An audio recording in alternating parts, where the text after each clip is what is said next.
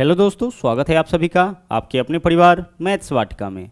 दोस्तों मैं हूं रुपेश यादव और इस वीडियो में हम लोग क्वाड्रेटिक इक्वेशन यानी कि द्विघात समीकरण के सबसे इम्पोर्टेंट टाइप के क्वेश्चन को देखेंगे।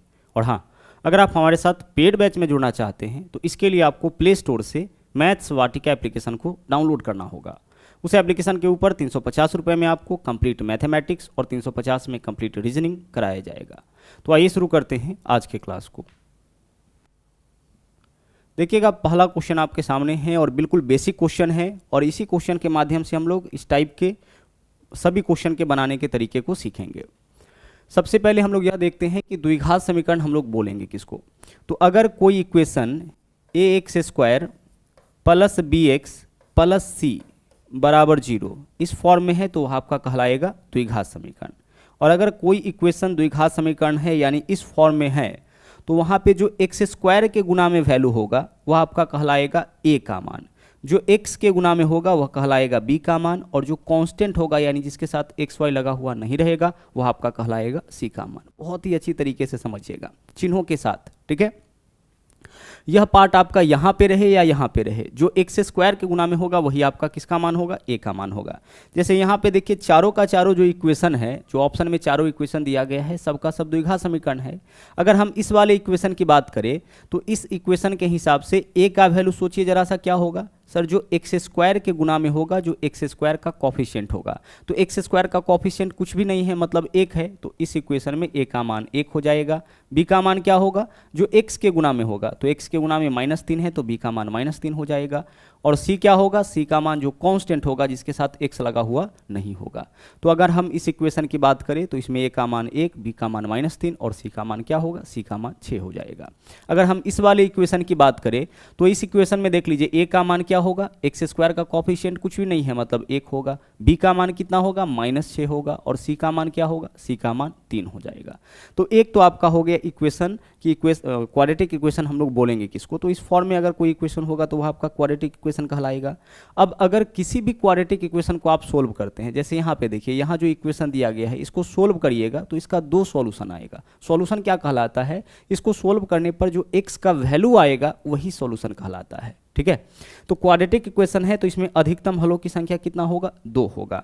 अब इसका जो हल होगा, जो सॉल्यूशन होगा, जो x का मान होगा वह आपका मूल कहलाता है। वही आपका क्या कहलाता है, वही आपका मूल कहलाता है ना, अंग्रेजी में इसको बोलते हैं मूल। तो अगर रूट, तो अगर मूल बोले या फिर हल बोले या शून्यक बोले, यह तीनों एक ही चीज़ है, इसमें कंफ्यूज मत करिएगा। कभी क्वेश्चन में मूल बोला जाएगा, कभी हल बोला जाएगा, कभी शून्यक बोला जाएगा, ठीक है। रूट हो गया सॉल्यूशन, अंग्रेजी में इसको रूट बोलेंगे, यह सॉल्यूशन हो गया, और यह आपका जीरोज हो गया। तो इन तीनों का मतलब क्या होता है, तीनों का मतलब सेम ही होता है। जो एक्स का वैल्यू होता है उसी को हम लोग मूल, हल और शून्यक सब बोलते हैं। अब कोई भी क्वाड्रेटिक इक्वेशन को जब आप सोल्व करिएगा तो उसके अधिकतम हलों की संख्या कितना आ सकता है, 2 आएगा। और जनरली क्वाड्रेटिक इक्वेशन के सॉल्यूशन का संख्या 2 ही होता है। तो इसमें से एक सॉल्यूशन यानी एक मूल को हम लोग दर्शाते हैं अल्फा से और दूसरे मूल को हम लोग दर्शाते हैं बीटा से। तो अल्फा और बीटा क्वाड्रेटिक इक्वेशन में कुछ भी नहीं होता है, बल्कि इसी इक्वेशन का जो सॉल्यूशन होता है उसी को हम लोग अल्फा और बीटा से दर्शाते हैं। जैसे जब इसको हम लोग सोल्व करेंगे तो जो एक्स का वैल्यू आएगा इसमें से जो एक वैल्यू होगा उसको हम लोग अल्फा से दर्शाएंगे, और जो दूसरा वैल्यू आएगा उसी को हम लोग किससे दर्शाएंगे, उसी को हम लोग बीटा से दर्शाएंगे। जैसे इसको सोल्व करने के बाद x का मान एक 3 आ गया और एक 5 आ गया, तो इसमें पहला वाला जो होगा है ना, कोई एक ले लेते हैं अल्फा का मान, और जो दूसरा वाला होगा यही क्या कहलाएगा, यही आपका बीटा का मान कहलाएगा। अब इस क्वेश्चन में हमें क्या करना है कि यहाँ पे ना बोला है कि यदि किसी द्विघात समीकरण में मूलों का योग और मूलों का गुणनफल 6 और 3 है तो समीकरण क्या होगा, यानी कि हमें समीकरण बनाना है। तो पहली चीज कि आपने क्या देखा कि मूल को हम लोग किससे दर्शाते हैं, अल्फा से, है ना, अल्फा और बीटा से। तो अगर मूलों का योगफल पूछा जाए इसका मतलब अल्फा प्लस बीटा का मान पूछा जा रहा है, और अल्फा प्लस बीटा का मान होता है वास्तव में -b/a। किसी भी इक्वेशन में अगर मूलों का योगफल निकालना होगा तो आपको क्या करना है, -b/a करना है। जैसे यहाँ पे देखिए अगर हम इस इक्वेशन की बात करें तो इसमें b का वैल्यू क्या होगा, 3 होगा, तो -3 करेंगे यानी ऊपर में +3 हो जाएगा, और a का मान क्या होगा, a का मान आपका 1 हो जाएगा। तो a और b तो आप समझ चुके हैं इसमें। तो मूलों का योगफल अगर आपको निकालना पड़े तो क्या करना पड़ेगा, -b/a। और दूसरी चीज अगर मूलों का गुणनफल आपको निकालना हो, ठीक है, मूलों का गुणनफल यानी मूल अल्फा और बीटा है, तो मूलों का गुणनफल इसको हम लोग किससे दर्शाएंगे, इसको हम लोग दर्शाएंगे C/A से। अगर कभी किसी इक्वेशन में इक्वेशन दे रखा हो, द्विघात समीकरण दे रखा हो और उसमें मूलों का योगफल निकालना होगा तो हम करेंगे -B/A, और अगर मूलों का गुणनफल निकालना होगा तो हम करेंगे C/A। ओके, चलिए अब चलते हैं आगे। अब अगर क्वेश्चन में मूलों का योगफल दे दे, मूलों का गुणनफल दे दे, या फिर अल्फा और बीटा दोनों मूल दे दे और इससे आपको इक्वेशन बनाना हो, ठीक है, इससे आपको क्या करना हो, इक्वेशन बनाना हो, तो इक्वेशन बनाने के लिए देखिए जो पहला तरीका आपका होगा वो आपका होगा x², चूंकि द्विघात समीकरण है तो x² तो इसमें होगा, minus alpha into beta, sorry alpha plus beta, इसको हम क्या पढ़ सकते हैं, इसको हम पढ़ सकते हैं मूलों का योगफल, मूलों का योगफल। तो x² minus alpha plus beta into x, क्योंकि इसमें तो आपको x चाहिए, एक बार x², उसके बाद क्या चाहिए, x चाहिए, और प्लस मूलों का गुणनफल यानी कि अल्फा इंटू बीटा, और बराबर में क्या लिखेंगे, बराबर में 0 लिखेंगे, क्योंकि हमें समीकरण बनाना है, इक्वेशन बनाना है। तो अगर क्वेश्चन में अल्फा और बीटा का वैल्यू पता हो, उस केस में इक्वेशन बनाने के लिए हम लोग यही फॉर्मूला यूज करते हैं, x² minus alpha plus beta यानी मूलों का योगफल इंटू x प्लस मूलों का गुणनफल, बराबर क्या करेंगे, बराबर करेंगे 0। अच्छा, कभी कभी इसी को हम इस फॉर्म में भी लिख देते हैं, x माइनस अल्फा, ठीक है, x minus alpha into x minus beta, यहां पे आपका क्या हो जाएगा, एक सेकेंड रुक जाइएगा,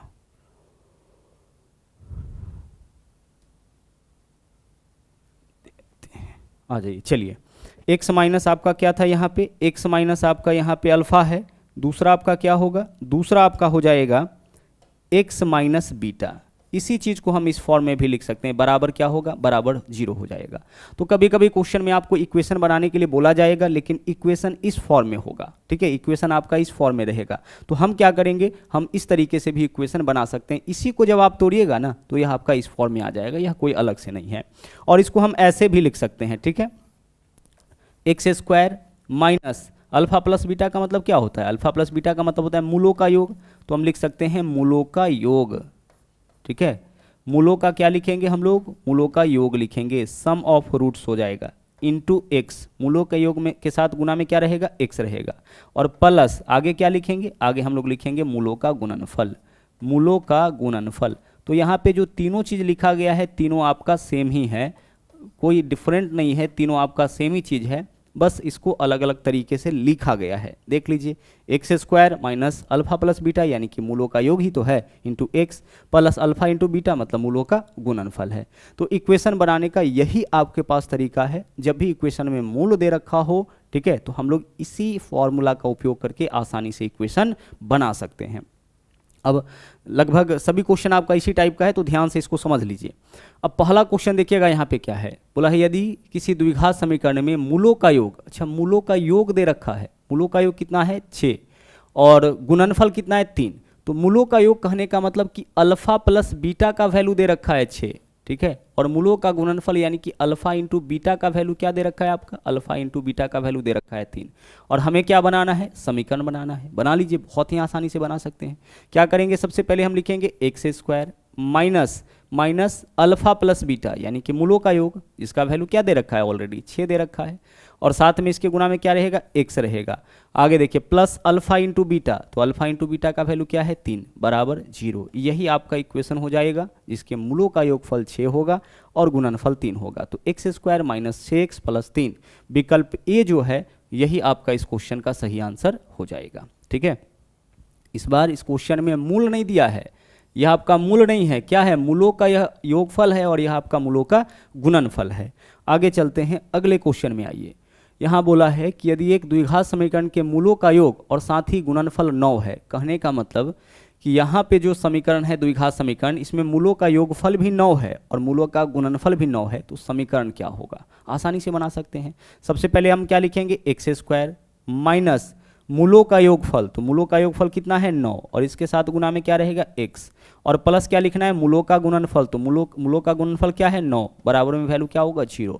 मूलों का योगफल भी 9 है और गुणनफल भी 9 है, मूलों का योग और साथ ही गुणनफल 9 मतलब योग और गुणनफल दोनों 9 है, तो समीकरण क्या होगा, x² माइनस मूलों का योग इंटू x प्लस मूलों का गुणनफल बराबर वैल्यू क्या होगा 0 होगा। आगे चलिए, अगले क्वेश्चन को देखिए, बोला है वह द्विघात समीकरण जिसके मूल 3 और -1 है। इस बार देखिए मूल दे रखा है, मूल दे रखा है, इसका मतलब कि 3 जो है वह किसका वैल्यू है, अल्फा का वैल्यू है, और -1 किसका वैल्यू है, -1 बीटा का वैल्यू है। ठीक है, यहाँ पे क्या दिया है, वह द्विघात समीकरण जिसका मूल, मूल बोले, हल बोले या शून्यक बोले, तीनों का मतलब सेम ही होता है। तो यहाँ पे मूल 3 और -1 दे रखा है, तो हमें समीकरण बनाना है। तो समीकरण कैसे बनाएंगे, सबसे पहले लिखेंगे x² माइनस मूलों का योगफल। तो मूलों का योगफल कितना होगा, एक मूल 3 है और एक -1 है, तो हम यहाँ पे लिखेंगे 3 प्लस -1, यही तो होगा मूलों का योगफल, और साथ में गुना में x और प्लस मूलों का गुणनफल। तो एक मूल है 3 और दूसरा मूल है -1, और बराबर में वैल्यू क्या होगा, बराबर में वैल्यू आपका 0 हो जाएगा। ठीक है, क्वेश्चन में इस बार क्या दिया था, मूलों का गुणनफल और योगफल नहीं दिया है, दोनों मूल दे रखा है। तो जब दोनों मूल देगा तो फिर उसकी मदद से हम लोग उसका योगफल भी निकाल सकते हैं और गुणनफल भी निकाल सकते हैं। सोल्व इसको करिएगा, क्या होगा, x² माइनस 3 - 1 2, 2 गुना x 2x हो जाएगा, और प्लस गुने माइनस, यहाँ तो माइनस हो जाएगा, और 3 में -1 से गुना करेंगे -3, बराबर में वैल्यू आपका 0, यानी x² - 2x - 3, x² - 2x - 3 विकल्प बी जो है यही आपका इस क्वेश्चन का सही आंसर हो जाएगा। बहुत ही आसानी से इसको कर सकते थे। सबसे पहले हम क्या लिखते, सबसे पहले हम x² लिखते, इसमें तो हमें कोई दिक्कत नहीं है। आगे माइनस मूलों का योगफल, तो मूलों का योगफल कितना हो जाता है, माइनस मूलों का योगफल, तो 3 में -1 जोड़ेंगे 2 हो जाएगा, मूलों का योगफल इंटू x। इसके आगे प्लस मूलों का गुणनफल, तो प्लस 3 गुना -1 यानी -3, बराबर में वैल्यू क्या होगा, 0। बहुत ही आसानी से आप इक्वेशन बना सकते हैं। आगे चलिए, अगला क्वेश्चन देखिएगा, यहाँ पे क्या है, बोला है समीकरण x² - 2x + 4 = 0 के मूलों के दोगुने मूल वाला समीकरण कौन सा होगा। अब यहाँ पे क्वेश्चन थोड़ा डिफरेंट है, ध्यान से समझिएगा, अब तक बिल्कुल बेसिक क्वेश्चन कर रहे थे। इस क्वेश्चन में क्या बोला है कि एक समीकरण यहाँ पे दिया गया है, अब इसके मूलों का जो दोगुना मूल है उसका समीकरण कौन सा होगा, यह हम लोगों को बताना है। तो ध्यान से समझिएगा, अगर हम इस क्वेश्चन की बात करें तो क्या इस क्वेश्चन में अल्फा प्लस बीटा का मान निकाला जा सकता है, हाँ सर निकाला जा सकता है। तो अल्फा प्लस बीटा का मान क्या होगा, अल्फा प्लस बीटा का मान होगा -b/a। इस बार समीकरण एक दे रखा है और हमें क्या बताना है कि इसके मूल के दोगुने मूल वाला समीकरण बनाना है। तो अल्फा प्लस बीटा क्या होगा, -b/a। तो इस इक्वेशन के हिसाब से -b यानी -2 +2 हो जाएगा, यही तो होगा -b, और b ऑलरेडी माइनस में है तो -2 +2 हो जाएगा, बट्टा a का मान 1 है तो 2/1 यानी कितना होगा, 2 हो जाएगा। तो मूलों का योगफल आपका 2 आ गया। अच्छा, मूलों का गुणनफल क्या होगा, c/a होगा, यही तो होता है c/a। तो c का वैल्यू देखिए यहाँ पे कितना है, 4 है, और a का वैल्यू 1, तो 4/1 यानी कितना हो जाएगा, 4 हो जाएगा। तो जो इक्वेशन है अभी तक उसमें मूलों का योगफल 2 होगा और मूलों का गुणनफल क्या होगा, 4 होगा। अब ध्यान से समझिएगा, इस इक्वेशन के मूल को हम लोग किससे दर्शाए हैं, अल्फा से और बीटा से, इसी से तो दर्शाए हैं, लेकिन हमें इसके दोगुने मूल वाला इक्वेशन बनाना है। तो अगर इस इक्वेशन का मूल अल्फा है तो हमें जो इक्वेशन बनाना है उसका मूल क्या लेना पड़ेगा, 2 अल्फा और 2 बीटा लेना पड़ेगा। इसके मूल के दोगुना मूल, यानी इसका मूल अगर अल्फा है तो हमें वैसा इक्वेशन बनाना है जिसमें 2 अल्फा और 2 बीटा हो। तो 2 अल्फा और 2 बीटा होगा, उस केस में मूलों का योगफल क्या हो जाएगा, इन दोनों को जोड़िए, 2 × अल्फा प्लस बीटा, यही तो होगा मूलों का योगफल। ठीक है, और मूलों का गुणनफल क्या होगा, 2 अल्फा × 2 बीटा, 2 अल्फा × 2 बीटा यानी कि 2 दूना 4 अल्फा बीटा, यही तो होगा। तो दोगुना मूल वाला जो इक्वेशन होगा उसके मूलों का योगफल अल्फा प्लस बीटा × 2, तो अल्फा प्लस बीटा का वैल्यू 2 आया है, 2 × 2 कितना वैल्यू आ जाएगा, 4 आ जाएगा, अल्फा प्लस बीटा × 2। आगे देख लीजिए, मूलों का गुणनफल कितना होगा, कितना दे रखा है पहले वाला में 4, यहाँ पे 4 × अल्फा × बीटा, इतना मतलब कितना हो जाएगा, ये आपका 16 हो जाएगा। ठीक है, चलिए कुछ चीज़ों को बस आपको ध्यान से समझना था। हमें एक ऐसा इक्वेशन बनाना है जिसका मूल इसके मूल का 2 गुना, तो इसका मूल अगर अल्फा लिए हैं तो हमें ऐसा इक्वेशन बनाना है जिसका मूल 2 अल्फा हो और 2 बीटा हो। तो अगर अब जो इक्वेशन है उसमें से एक मूल 2 अल्फा है, दूसरा मूल 2 बीटा है, तो मूलों का योगफल तो यही होगा, और अल्फा प्लस बीटा का वैल्यू 2 है तो 2 × अल्फा प्लस बीटा का वैल्यू क्या होगा, 4, यानी हमें जो इक्वेशन बनाना है उस इक्वेशन में मूलों का योगफल 4 होगा, और मूलों का गुणनफल क्या होगा, तो इस इक्वेशन के हिसाब से 2 अल्फा × 2 बीटा यानी कि 4 अल्फा बीटा, अल्फा × बीटा का मान 4 है, 4 × 4 यानी कि 16 हो जाएगा। अब इक्वेशन बना लीजिए, सबसे पहले लिखेंगे x² माइनस मूलों का योगफल कितना है आपका 4, इसके साथ गुना में रहेगा x प्लस मूलों का गुणनफल कितना है 16 बराबर वैल्यू क्या होगा, बराबर वैल्यू 0 होगा। तो इस इक्वेशन के मूल के दोगुने मूल वाला इक्वेशन आपका यही होगा, x square minus 4x plus कितना, प्लस 16 बराबर 0। ओके, चलिए बढ़ते हैं अगले क्वेश्चन में।